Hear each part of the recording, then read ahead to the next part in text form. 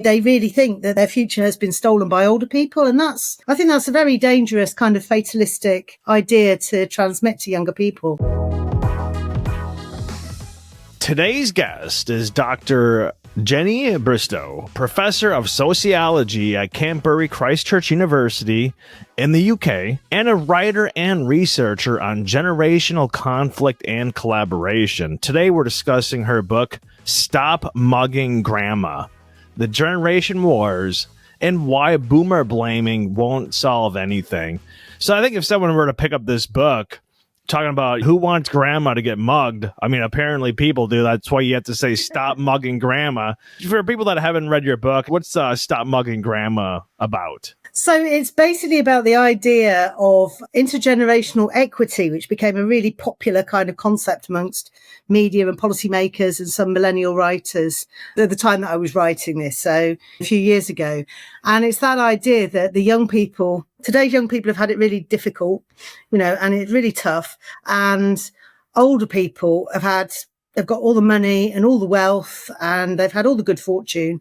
So it's almost like the older people need to do kind of reparations to the younger people. This is what the grandma mugging metaphor means, So it's a sort of an idea that we need to take from the old to give to the young. And my analysis is about why that's flawed. If I had to give a 2-sentence summary as someone that read your book this weekend and reread it in preparation for this, I would say that you would say that my thesis, what you're saying is, so tell me if I'm wrong or not, is basically that the generation wars are manufactured by political and media elites to avoid dealing with deeper economic problems like stagnation, weak labor markets, housing failures, and the young generation going to university, many of them getting worthless degrees and taking on a lot of student debt. And so blaming the baby boomers and then portraying the millennials as victims actually distracts from the real structural issues and breakdown of society. And you talk a lot about the 2008 housing crash and kind of the zombie economy. So that would be my, I guess you could say, like 2-sentence summary. Yes, I think that's largely correct. Thank you. Very kind of neat summary. The only caveat to that is I think it is a manufactured argument in the sense that it evades discussions of the deeper problems as you've laid out and kind of seeks to scapegoat older generations. But I don't think it's I think people really do believe it as well. I think the policymakers and the journalists that created this idea of the current generational conflict really believe. I mean, this is even more terrifying than the idea that it's some kind of conspiracy. They really believe that that's the problem. The old people have had it all. And certainly the younger people writing about this, so the young millennials writing between about 2010 and 2018, they're not making it up. They really think that their future has been stolen by older people. And I think that's a very dangerous kind of fatalistic idea to transmit to younger people. When you're saying the younger people believe this, who are these younger people that believe this? And then why is it that they believe that? Well, when I was writing Stop Mugging Grandma, it's interesting to think back on it because it was all before the pandemic where I think a lot changed, and we can maybe talk about that. But it was based on my doctoral research, which I conducted between 2010 and 2015. And that was just after the global financial crisis. And what you had around about that time was a kind of a real refusal by elites to face up to what had happened in this global financial crisis, but also a sense of trying to kind of justify why things seemed to be getting worse and why things were unaffordable. The other thing that was happening at the time was that the baby boomers started retiring en masse. And in America, so as I say in the book, a lot of this discussion is an American discussion that is then sort of imported into Britain, which sort of doesn't make a lot of sense because some of the issues in Britain are a bit different. So in America, you have a lot of baby boomers. And so there was this idea that this large cohort of retired people was going to retire and it would wreak havoc to social security budgets and all of these things.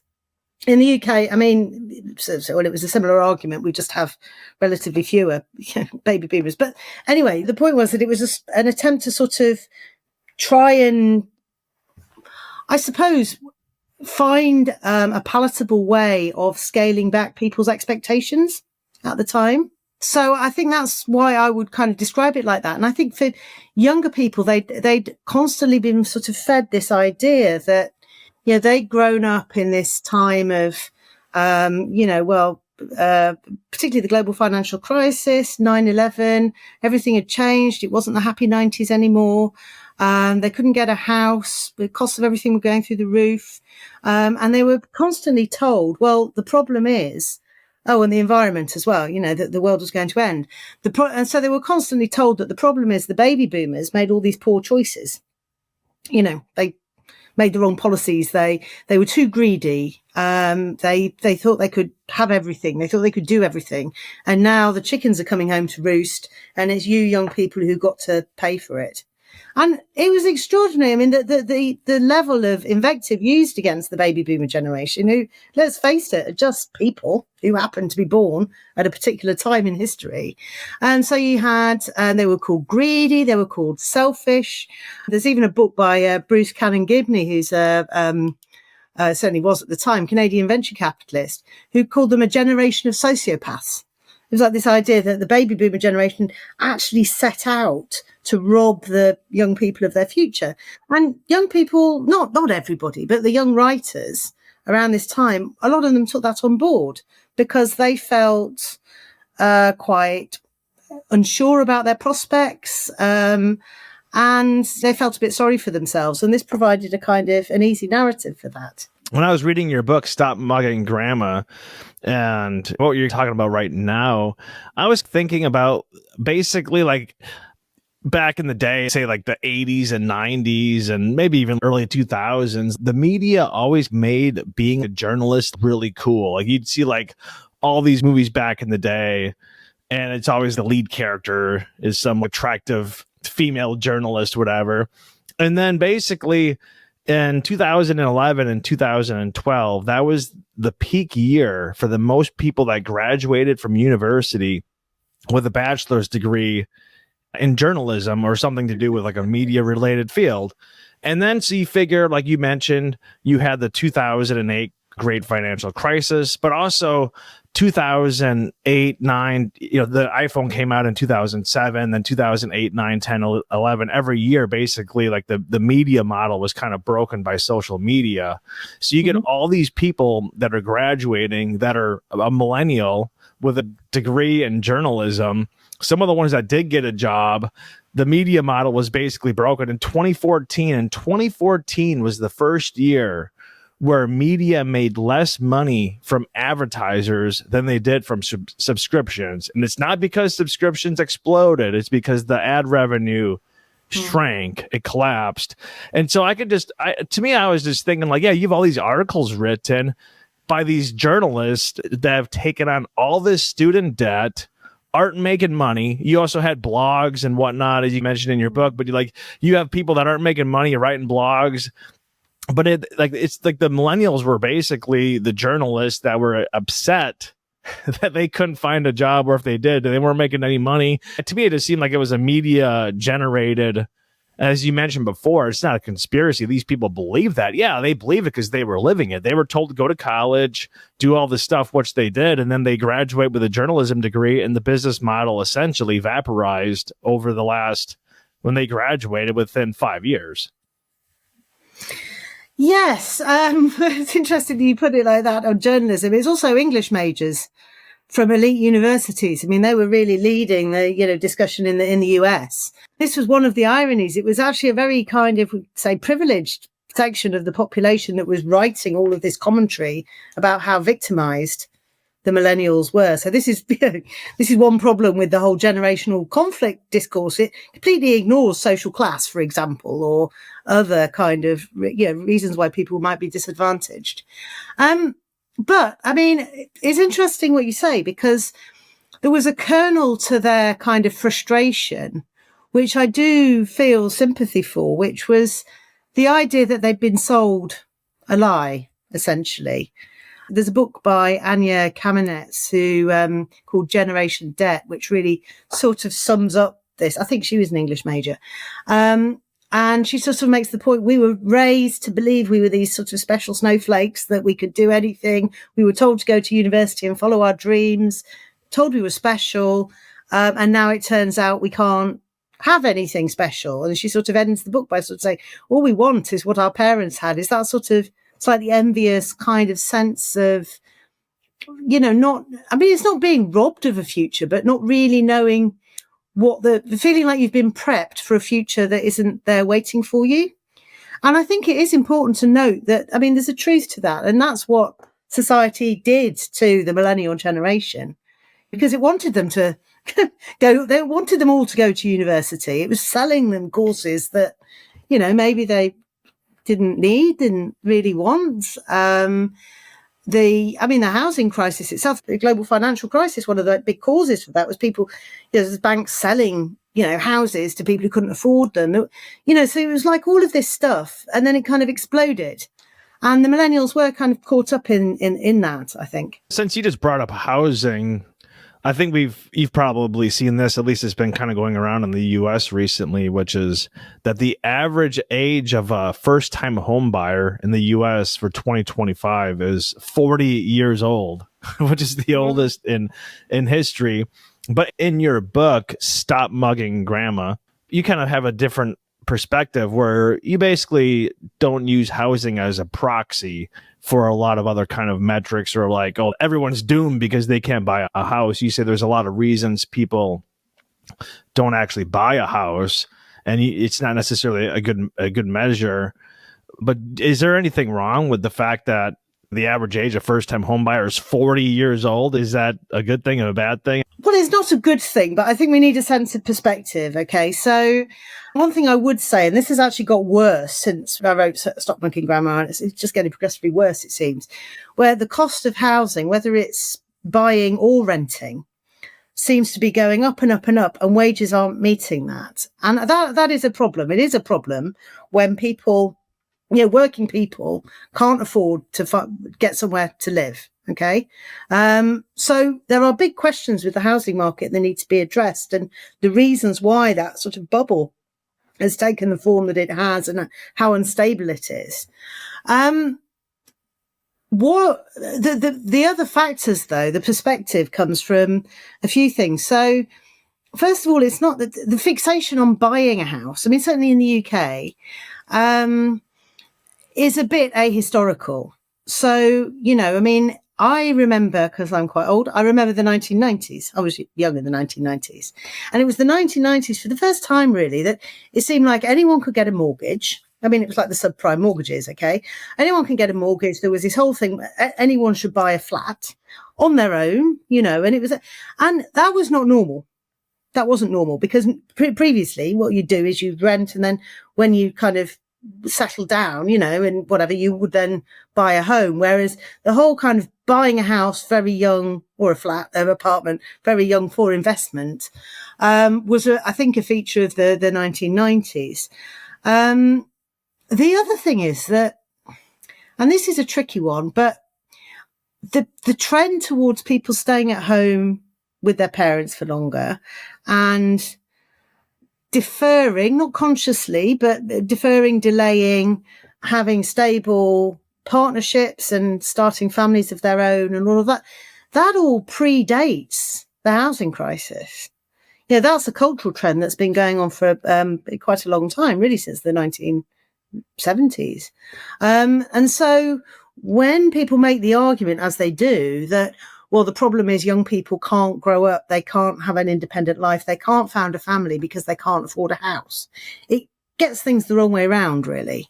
So I was just asking for a bit of kind of perspective on this and saying, we do need to talk about housing, but we should talk about housing as an economic problem, a policy problem, not buy into this fantasy that somehow the baby boomers have taken all the housing and are just kind of living off the profits, because that's not really true. Yeah, when I was reading your section on housing, well, I really shouldn't say section, it's a big theme throughout your book, but one of the first things that I kind of thought about was a job. And So I was looking at the Bureau of Labor Statistics. So the median tenure length of a job that a person has between 25 to 34 as of 2024 is only 2.7 years.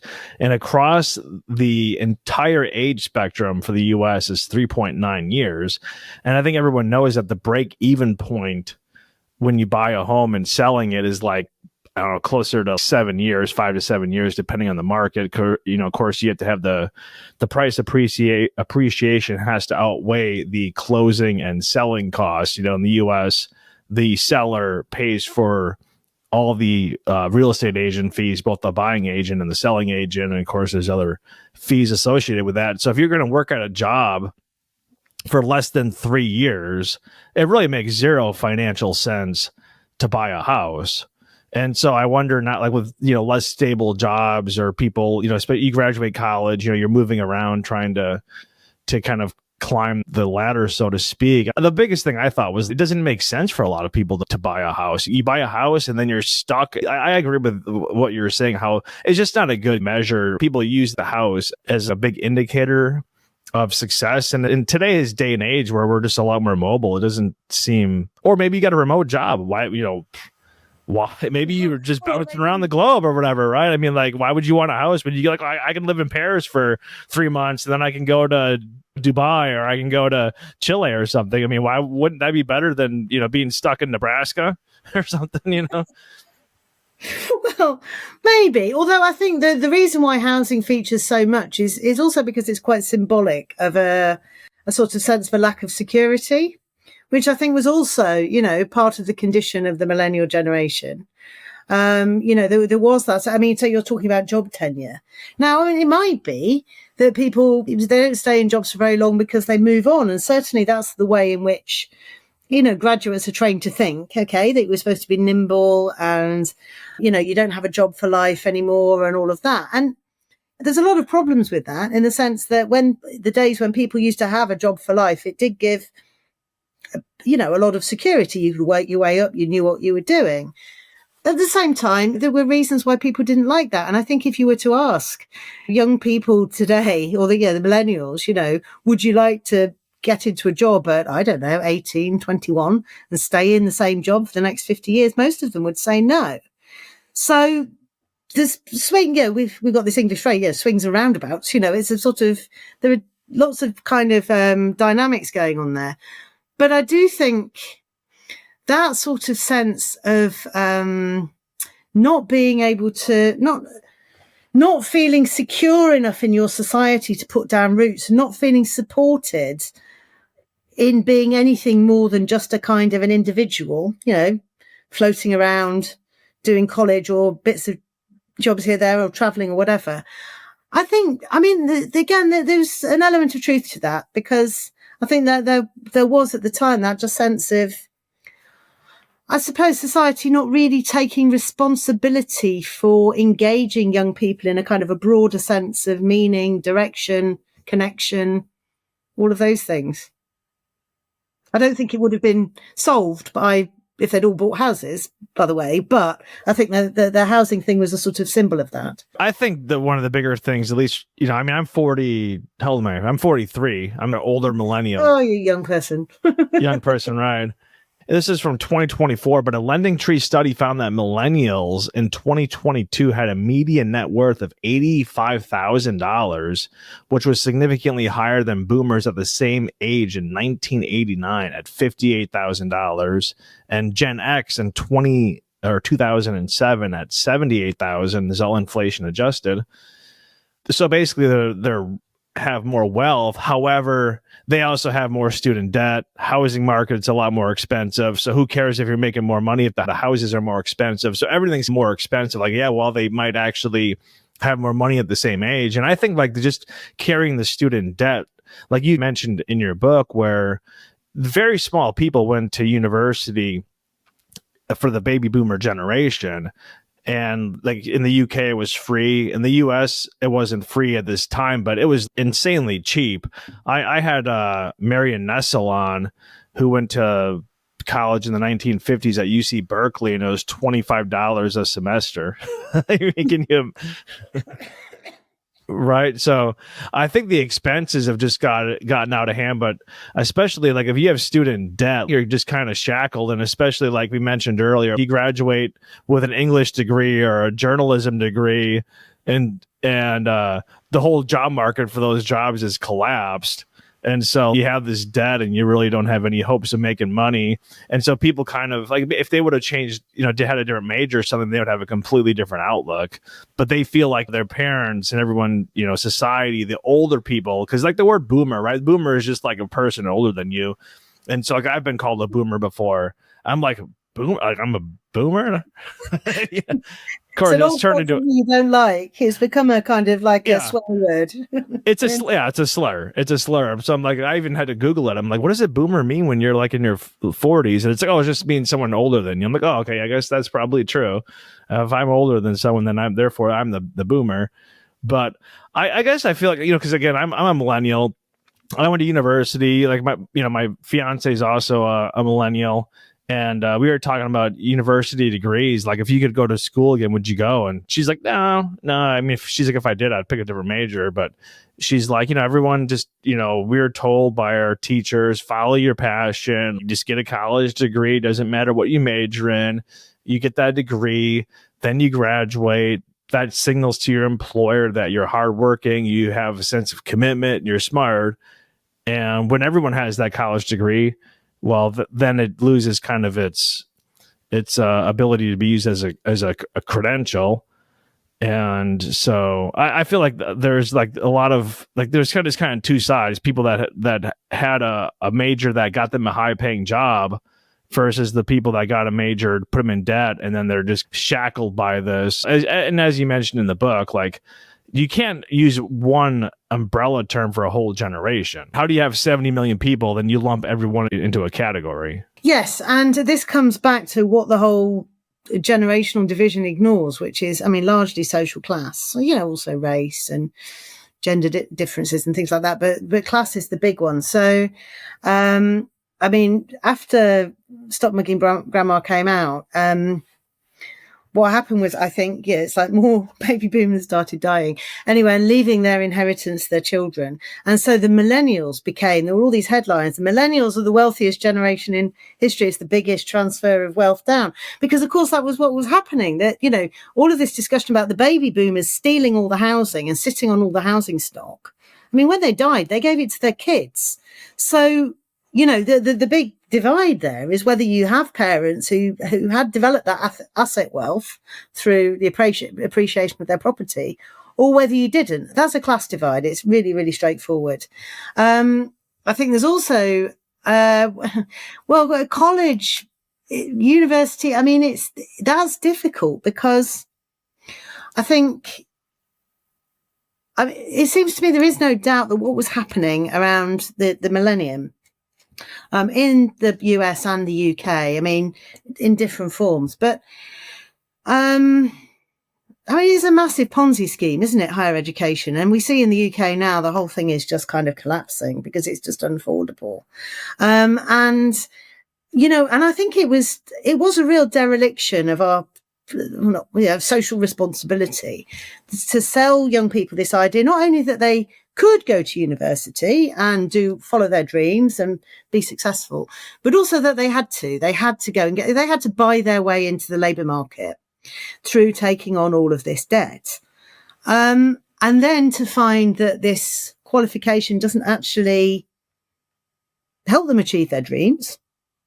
Regardless of what the qualification is. Maybe if you do medicine or something, it's different, but there's, across the board. I think that again was a problem. That was a social problem. But instead of talking about why really we shouldn't be encouraging all young people to go to higher education for the sake of it and the dynamics of that, instead the discussion took the form of saying, well, it was fine for the baby boomers because it was all free. And in the UK, they had maintenance grants.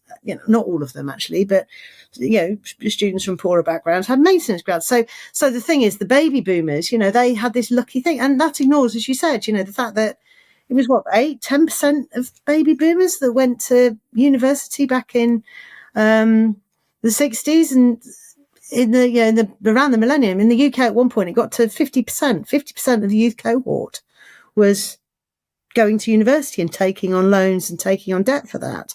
So you're not at all comparing like with like there. They're two completely different experiences. Because you actually are a professor in the UK, so you have students. When you wrote the book in 2019, it seemed like a lot of your students were kind of more, say, maybe younger millennials. I think some of the other terms for that is the Zillennials, because they don't like to be lumped in with the millennials, but they're not, the quote unquote Zoomers.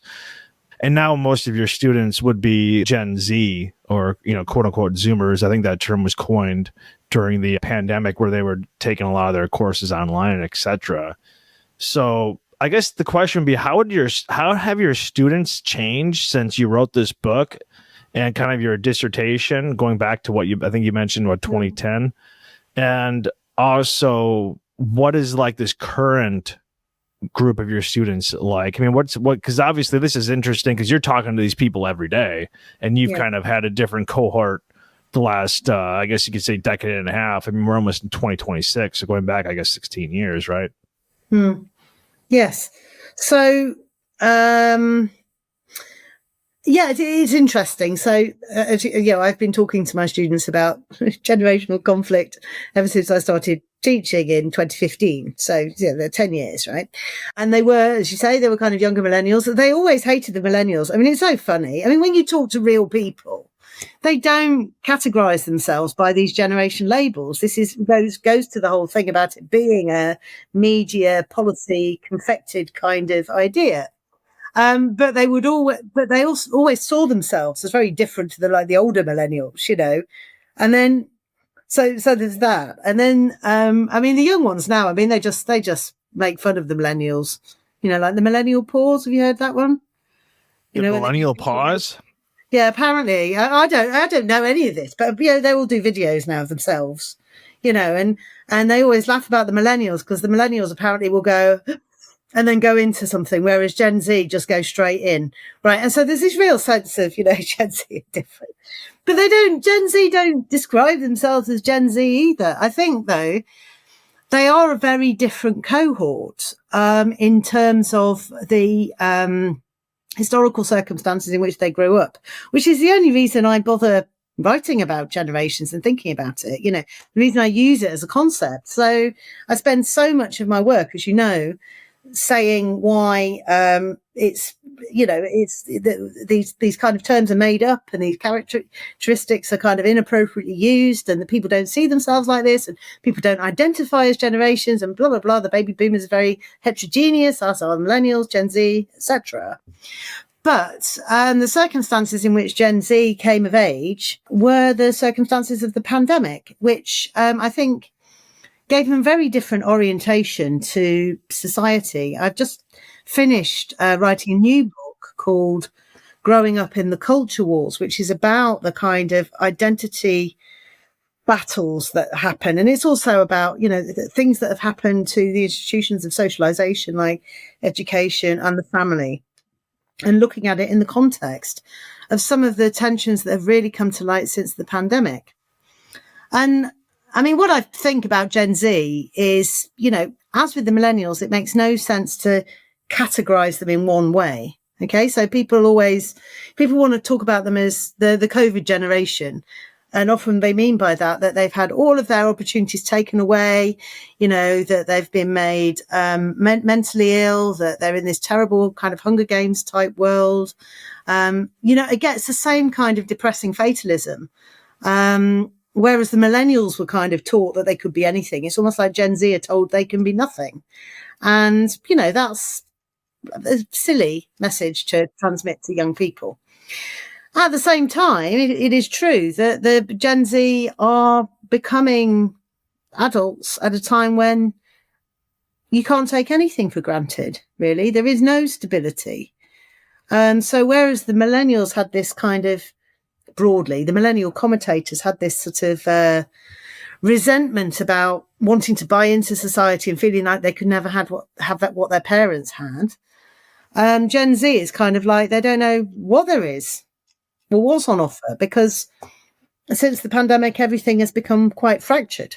I don't know if that makes sense, but I do think there's an interesting distinction between those kind of cohorts of young people. If you're talking the millennials, like, you can do whatever you want. You have all this hope and all this stuff, right? The 90s was like a decade of prosperity. And then all of a sudden you had the dot-com crash, 9/11, and the time a lot of these the later millennials graduate, you had the great financial crisis. So they graduate from school and there's no jobs. Or I shouldn't say no jobs, but the economy was basically, especially globally, was pretty bad. And then for the Zoomers, they have the pandemic and then they graduate college, or they're still in college, but now they have the threat of AI. And now you read all these articles, it's like entry-level jobs, internships are automated to robots or AI.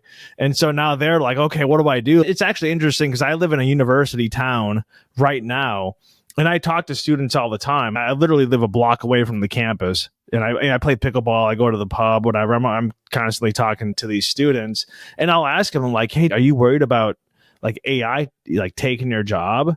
And some of them are like, yeah, I mean, I guess maybe a little bit, but most of them don't say that. They're like, oh no, our professors say AI can't do what we can do.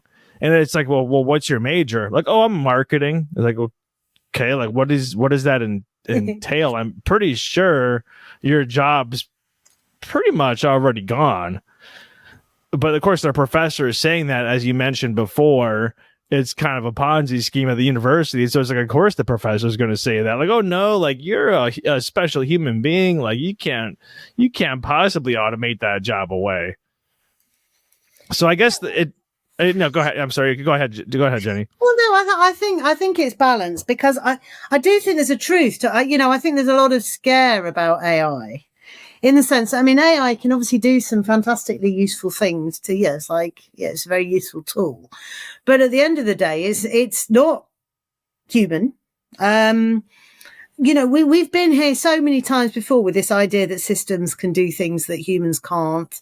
And everybody who knows, like in the UK, you try and book anything from a doctor's appointment to getting in touch with your bank to contacting an insurance company. You're constantly coming across systems and processes that don't work. And at the end of the line somewhere, there's a person sorting it out. And I think, with AI, there is a thing about, I think it's a tool that will be used by humans, which, yes, might change the kind of things that people do, but still at the end of the day, it's not autonomous. It's not conscious, I hope. However, I think where education systems have been very complicit in all of this is that I think that what I've had so many rows about this, nobody agrees with me. I think that what should happen now is that it should be a wake-up call to the world of education and higher education, that what students really need is proper, decent knowledge. Okay, they don't need to be taught skills. They don't need to be taught how to just kind of finesse things. They shouldn't be able to get away with using AI for their assignments. They shouldn't be encouraged to use AI for their assignments, which they often are, actually. They need to know stuff, because unless you know stuff, not you as an individual don't have to know everything, but across the board, unless humans actually know what the law says, for example, then AI could get away with hallucinating. Now, we do not want that as a society. We do not want made up laws and quotes and calculations and things like that. But we need to have the knowledge. And I think what we're sort of saying, it seems, to young students right now is we're saying, oh, be very afraid. AI is going to steal your jobs. Rather than saying, right, okay, here's an opportunity to get ahead of the game, get your head down, read some proper books, develop some proper knowledge, develop some proper kind of academic skills, and then you will be the person who can take charge of these AI systems and use them creatively. Yeah. But we're not doing that. I mean, I think a lot of it just depends on the major. Like, if you're a medical doctor, I don't think AI is taking your job anytime soon. There's a lot of discussion in the UK about it will, Apparently this is the solution to our health service problems, that AI can do it. I mean, It'll be a useful tool to be used by clinicians, but the idea that you're going to be able to use AI to diagnose things and treat things, it's like, the human body is a complicated thing. It's not just a set of readings, results, and whatever. We're not bots.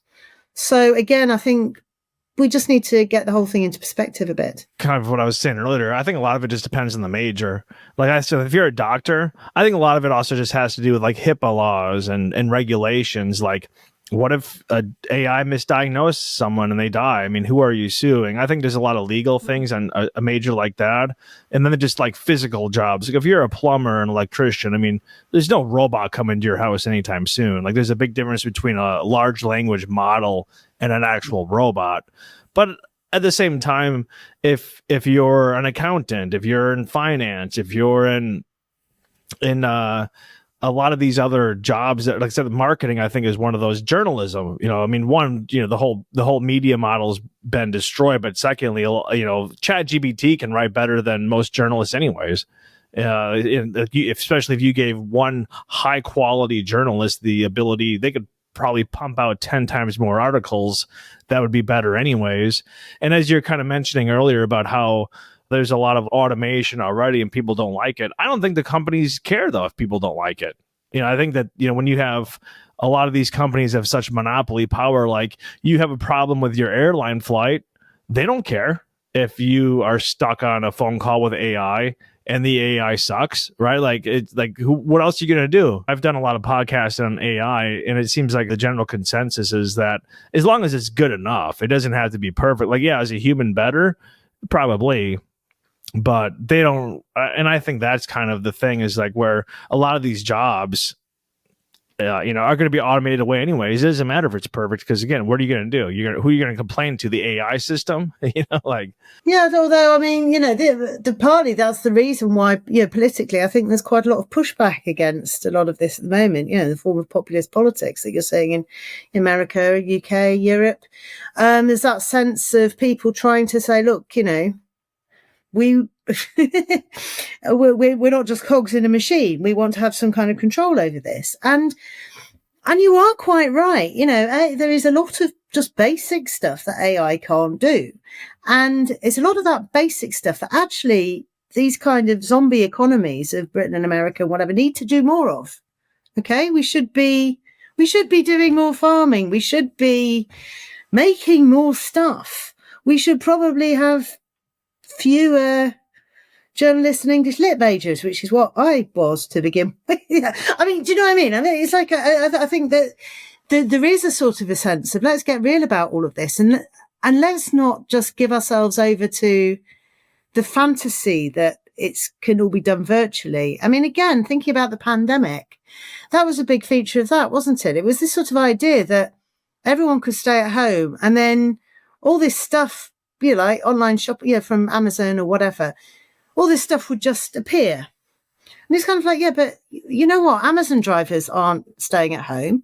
Actually, nor are the people in the warehouse. The people sorting out the food weren't staying. There were a lot of people working during the pandemic, but they weren't the laptop class who were writing all the commentaries about it.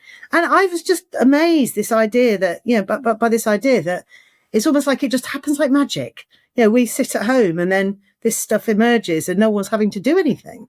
Because of course people are having to do something, but they're not visible.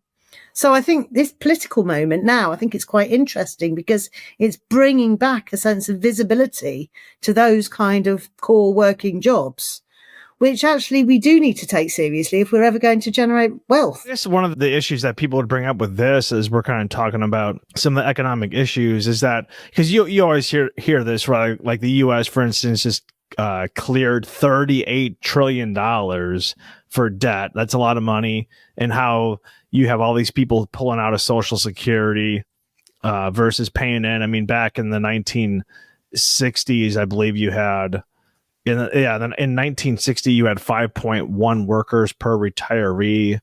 Now we're less than 3. And, people are living longer, so they're drawing more of their Social Security. So is this something that just economically doesn't work and that we do have to change? Or is that just, the quote unquote elites that are trying to change the topic and pass the blame onto the people, because it seemed like that's kind of was your thesis, is like, it's just kind of, let's get these people fighting amongst generations instead of actually changing these systems. Even though, like, like I said, people are living longer. We do have this debt.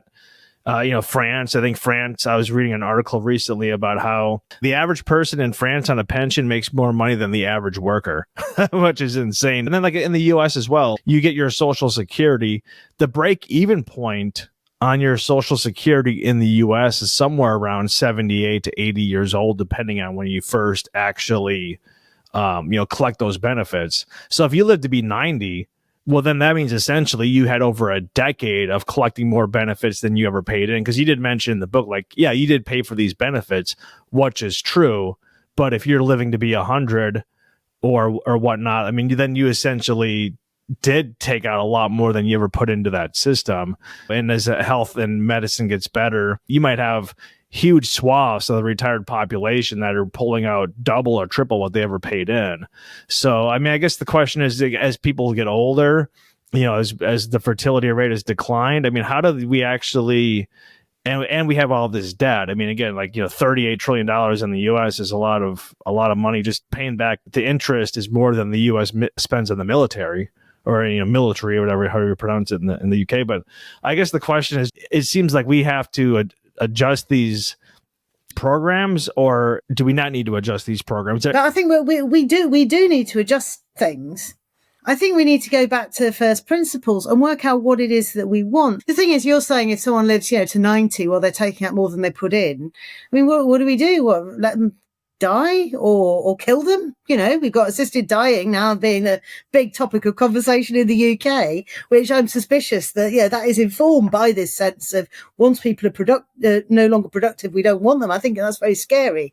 I mean, the whole point about social security, pensions, all of that it's about the pooling of risk. It's a very social thing that you pay for the older generation, but it kind of goes round. It only makes sense if you have a sense of yourselves as a kind of cohesive society. Now, I would like to retain that sense of what it is to be in a society. Okay, I think that's right, and I think, by the same token, I think we should do more to help people with children as it goes. Particularly in the UK, the costs of childcare are astronomical.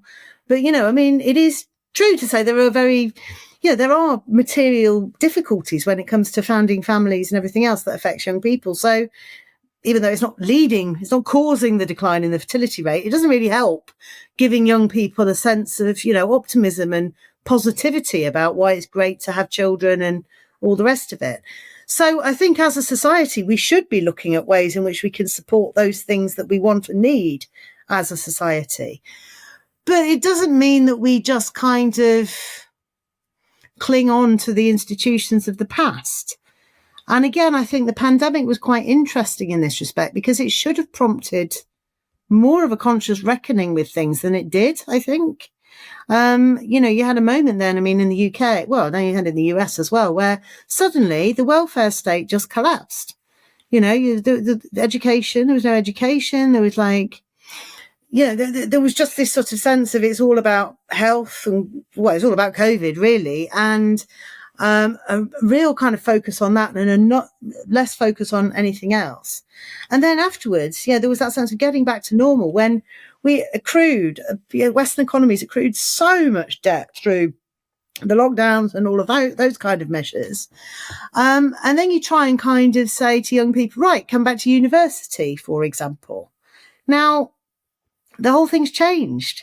And, it would be a very good moment to say, right, so let's look at what's happened with the universities. We know that, that there isn't much of a graduate premium in the sense that you get a degree. It doesn't necessarily give you a better job. We know that students are being sold a rough deal. We know that for all the debt that students are taking on and everything else, that universities are going bust because they can't afford to survive because the cost of everything is going up. This is a model that has outlived its viability. We need to look at, then let's have a think. Why don't we think about, do there need to be so many universities? Why should people go to university? Who should go to university? Who should decide?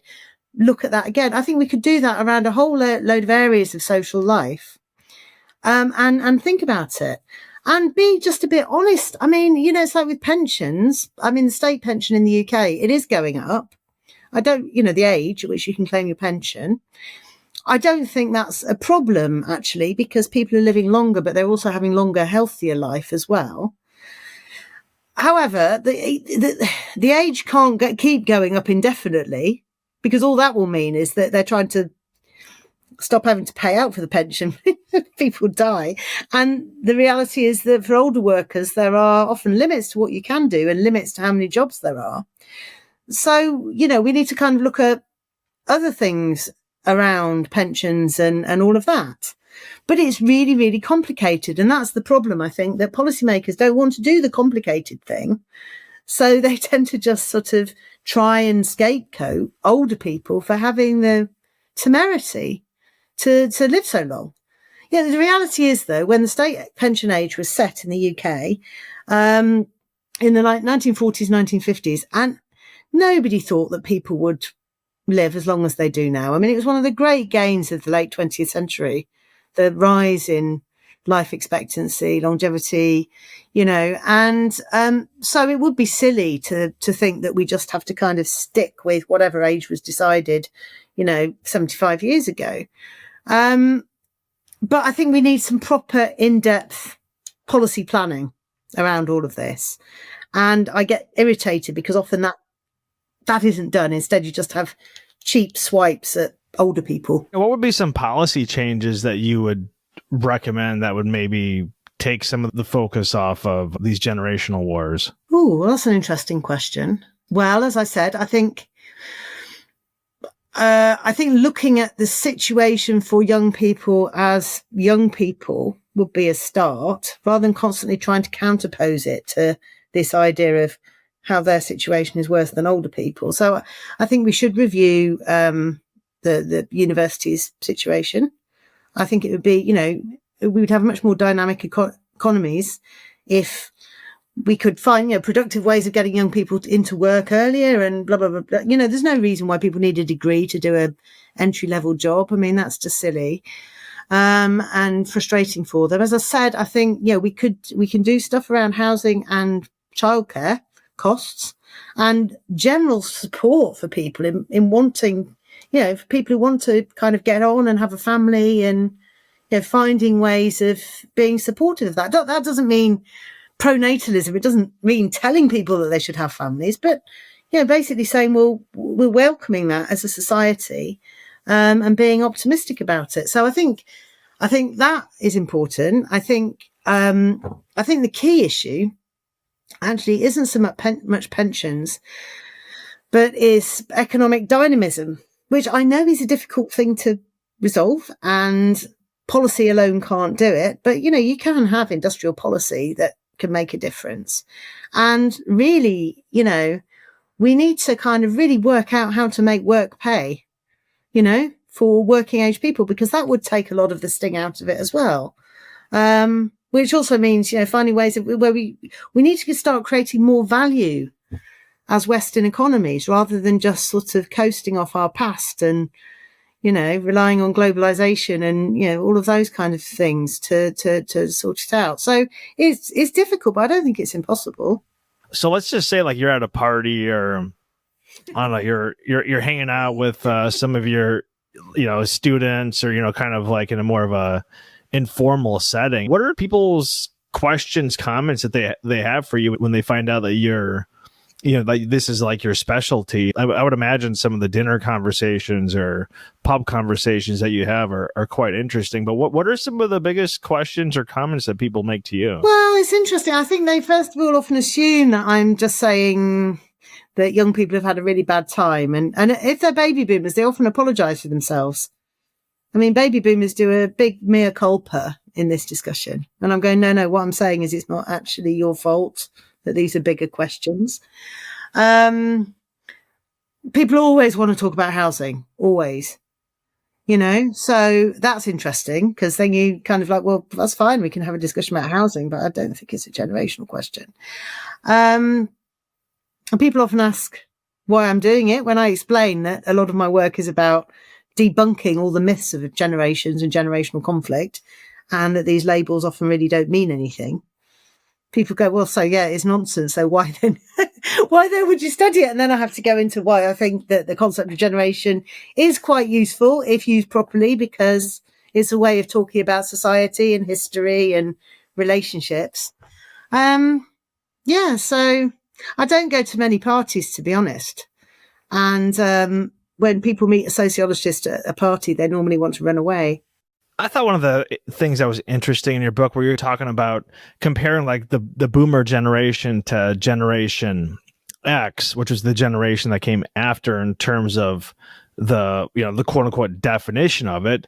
But like you mentioned, the boomer generation is like 5 years longer. So they kind of pick these points where like you kind of mentioned, like the Gen X is actually not that much smaller than the boomer generation. If you were to, and it's the same thing with like millennials, it seemed like the millennial generation, the time frame is significantly longer than Generation X. Like you mentioned, they use kind of like a caricature, right? It's like they use like this one inflection point, and you mentioned a lot about millennials and 9/11, at least in the U.S. So like, so I'm a millennial, I'm an older millennial, and I certainly wouldn't say I was affected at all by 9/11. I mean, I was already in college when 9/11 happened. I was a full-on adult. I was a sophomore in college when it happened. I think my fiance was a junior in university. So there's a big difference between being a junior in university versus being 7 years old. And then you also mentioned about how the UK kind of imported the term baby boomer. And like you mentioned, there's two reasons why it's called a boomer. One, there was a lot of babies that were being born after World War II. And then secondly, the economy was also booming. But like you mentioned in the UK, I mean, you were in war-torn Europe.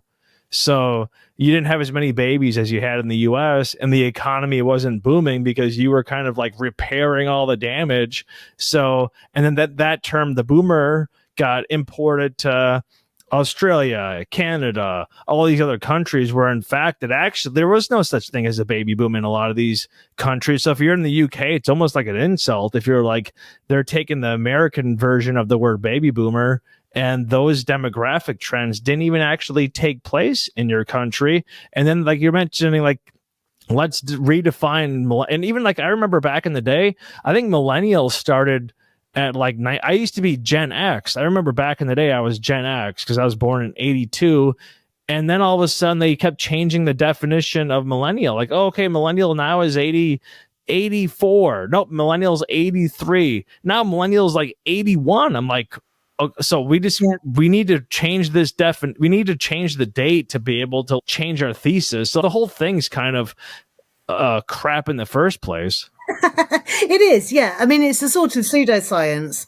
When people link it to demography, which is the study of human population, they kind of say there's something scientific about this. It's not. It's a cultural categorization. And as you say, people change the terms and they change the dates to win whatever argument they want to make. And I mean, the thing is, the baby boomers, you know, in general, I mean, particularly in America, but you know, to a less extent the UK, you know, it was a relatively big generation compared to Gen X. There's reasons for that. You know, Gen X was the, you know, generation kind of marked by, you know, the contraceptive pill had just kind of come in and that affected fertility and all of this kind of thing. The millennials, there's quite a lot of those because they're the children of the baby boomers, but not entirely, not, you know, doesn't always work like that. But, you know, the idea that a big generation, so this was all the theorizing that had been done around the baby boomers in America. Back in the 1980s, there was this sort of influential piece of research that said, oh, we always thought a big generation would be disadvantaged because they'd all be scrapping over jobs, fighting over jobs. Actually, it turns out the opposite's the case. This generation has done really well because it's had this, you know, this moment is being able to take, you know, quite a lot of power and, you know, wealth and all the rest of it. Now, fine. But that is because, as you say, you know, that baby boom generation, there was an economic boom. And I mean, there was one in the UK as well. It was just more limited. You know, but there was a sort of, so that's about the economy. And that's why there was that optimism. And that's why there was a lot of wealth and a lot of excitement about the future and everything else. So I suppose my kind of point is just to kind of look more deeply at what's going on, the circumstances that affect, people, and stop hiding behind this sort of idea that, oh, it's because they were born on this date, or it's because there were so many of them or so few of them. I mean, the poor old millennials, now they're getting older. See, nobody feels sorry for the millennials anymore. And because there's a lot of them, they're now getting exactly the same arguments thrown at them that the baby boomers did. There's a lot of them, and their expectations are too high, they're too entitled, etc., etc., etc.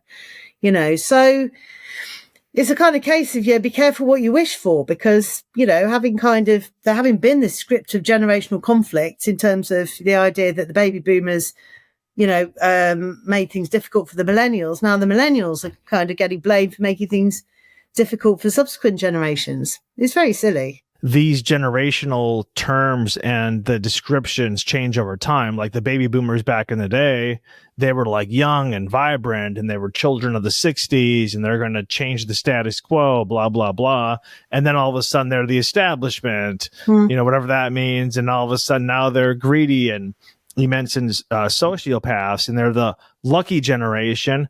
But then, as you're kind of mentioning recently, so now the millennials will be the villains, but also if the baby boomers were the lucky generation, the millennials will be the luckiest generation, because now that wealth is being passed down from the baby boomers to the millennials. And so okay, well, all their wealth, is just inherited. It just reminds me of the quote from the Batman movie: you either die a hero or live long enough to see yourself become the villain.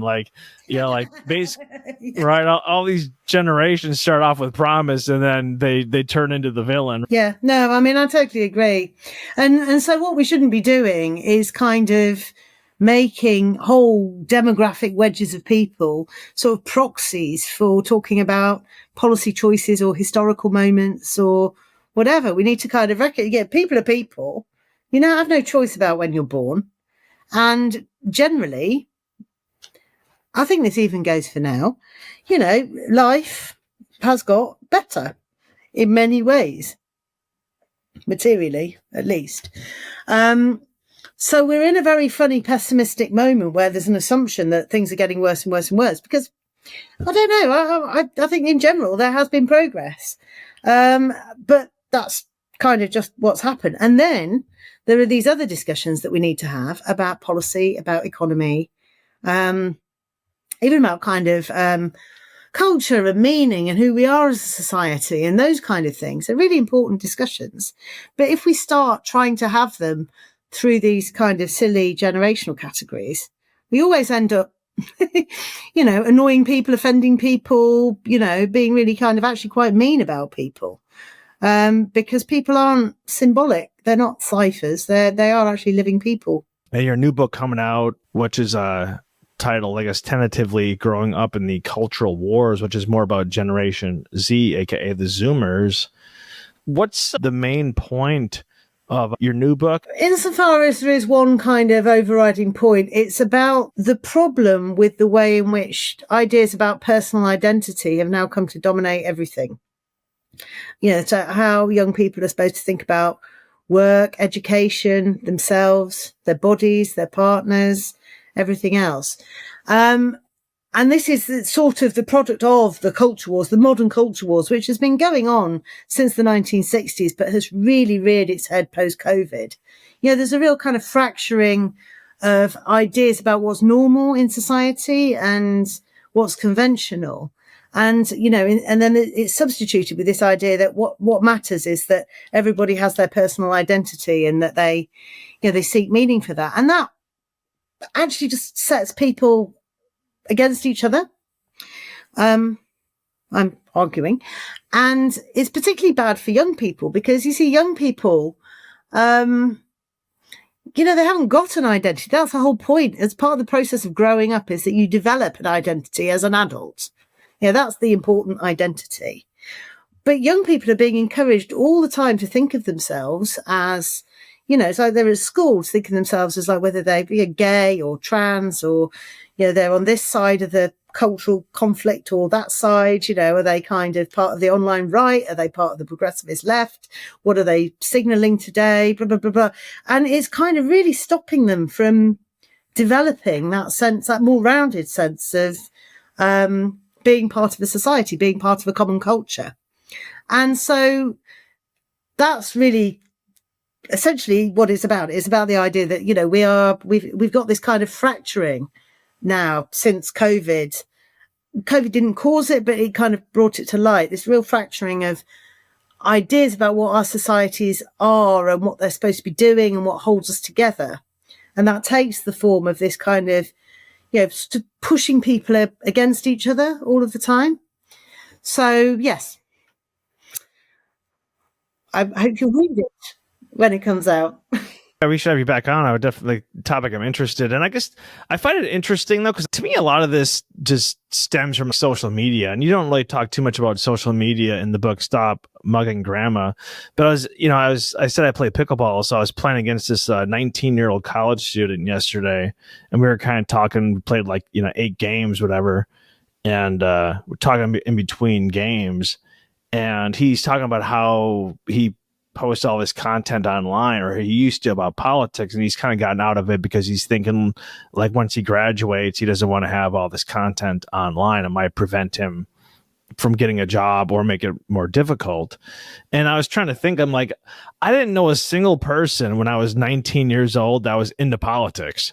And I was like, shouldn't you be more focused on, I don't know, doing things that 19-year-olds, like a typical 19-year-old would do?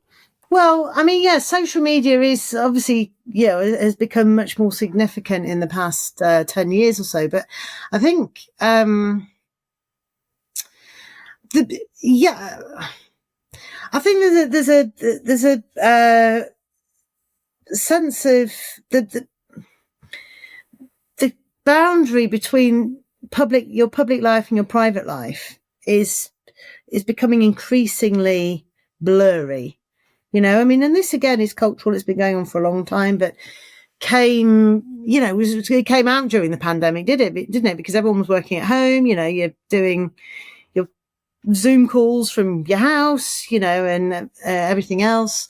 Everyone was like basically going to work in their pajamas. You've got this kind of sense, and you know, there's this sort of sense at the moment, and I think this is because our societies are very kind of confused and conflicted about their purpose, that it then kind of invades people's kind of own lives. And so it's like, you've got to be everything all at once. You've got to be the person all at once. And you have to, you know, it's like you've got a moral obligation almost to put your political affiliations and beliefs on social media. And then it will come back and bite you when either those beliefs change or the wind changes. And the person who was flavour of the month then becomes, you know, revealed as corrupt, or, you know, not the right person. And you see, this is all the messaging that young people get. The thing is, I think 19 is actually a fine age to have ideas about politics. The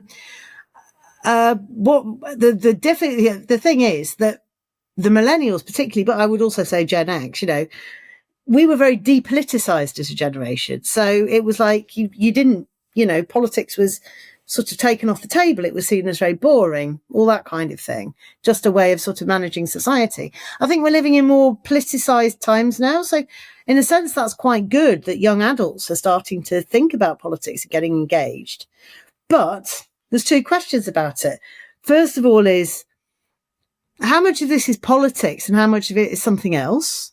Because there's a lot of the stuff, position taking and everything on social media, and a lot of the discussions about identity, which aren't really about politics, but they kind of take the form as though this is a kind of a political kind of gesture or campaign. The other thing is younger children. So what's weird is when you've got 12-year-olds talking about themselves in terms of political beliefs, and then, you know, kind of being in particular culture wars camps. So they're not going to talk to the boys because the girls are feminists, and the boys, you know, sometimes, you know, think Jordan Peterson might have a point. And then, you know, you get this polarization and you think, well, that's very strange for children, because we're not really talking about politics here. We're talking about something else. So I think it's a very kind of confused and kind of, I think it's a very confused situation, and we can't really work out right at the moment what it's about.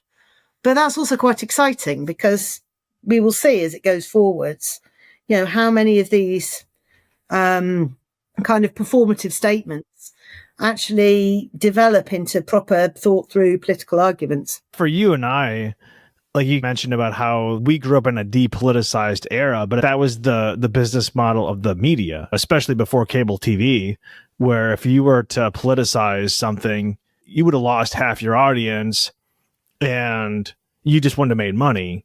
And then once cable TV kind of came in, they were able to kind of like segment the audience a little bit more as a way to get an audience. And now with social media, you can segment that audience down even more. But now, as the business model of media essentially has been inverted, like the advertising dollars have essentially shrunk. I mean, to think Google in itself makes more money in advertising than every newspaper in the world combined. And it's not even, it's just a fraction of what Google would actually make, right?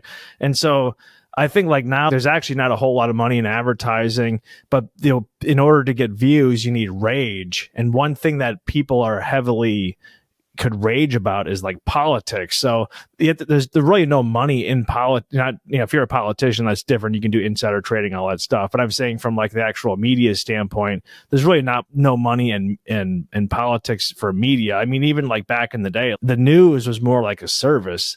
No one really wanted to advertise on news, which is why it was deep politicized. But I think now it's like in order to get views with this, this segmented audience, you have to create this rage. So the business model has changed. And now you have like, say, like the New York Times, which essentially is just funded by foundations, where like the whole I guess you could say like mechanism for how it's funded has completely changed. So now it's more activism or activist journalism. But then people somehow read this and they think like this is actually like, it's not propaganda or advertising, so to speak, because they still think it's the business model from 20 years ago, even though it's not. So we're in this limbo period before the business models actually catch up and there's profitability. And I think things will be depoliticized in the future. But right now, in order to get the clicks and the views, you have to segment these audiences. And the easiest way to do that is to actually politicize it, because you get that rage, the anger, things like that. Yes, although I would say it the other way around, actually. I think the media segmentation is a more of a kind of product of social and cultural polarization at the moment, which comes from the lack of sort of shared consensus about stuff in society. And I'm a big fan of repoliticizing politics. When I talk about depoliticization, I mean about how politics became very boring, very managerial, all the rest of it. And that's part of why we've ended up where we've ended up, because no one would have the big discussions. But that's different to what you're describing with journalism, which is that journalism, seems to be losing all objectivity. And that's not journalism anymore. As you say, it's activism. And you're getting people you're getting it. Well, we've had this big story in the UK about the BBC, supposed to be the state broadcaster, supposed to be set up to be, the voice of truth. And just faking things all over the place. But people know that already. And I agree that we're at the start of something, and it's going to be very interesting to see how it all works out. Today's guest is Professor Jennie Bristow, who is a professor of sociology in the UK. And we discussed her latest book today, Stop Mugging Grandma, The Generation Wars and Why Boomer Blaming Won't Solve Anything. We also kind of discussed a little bit about her new book that isn't out yet, but it's called Growing Up in the Cultural Wars. So just two final questions. One, where can people find your book, Stop Mugging Grandma, your new book? When does it come out? Where can people find that as well? And then leave us with a final thought related to this podcast to conclude it. Oh, okay. Well, I hate to say Amazon, but if people want to go... Stop Mugging Grandma is published by Yale University Press. So you can find it on the Yale University Press website or on Amazon. Growing Up in the Culture Wars will be out probably in autumn, fall next year. And that will be published by Polity. So yes, keep an eye out for that one. Final thoughts on the generation wars. I think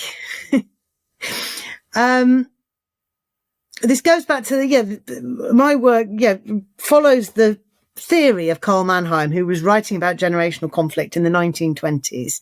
Again, a very unstable time, a period of sort of hiatus, between the wars and everything else. So, and, I think it's a really nice theory about the problem of generations, as it's called. And he makes the point that, actually friction between the generations is very, very important.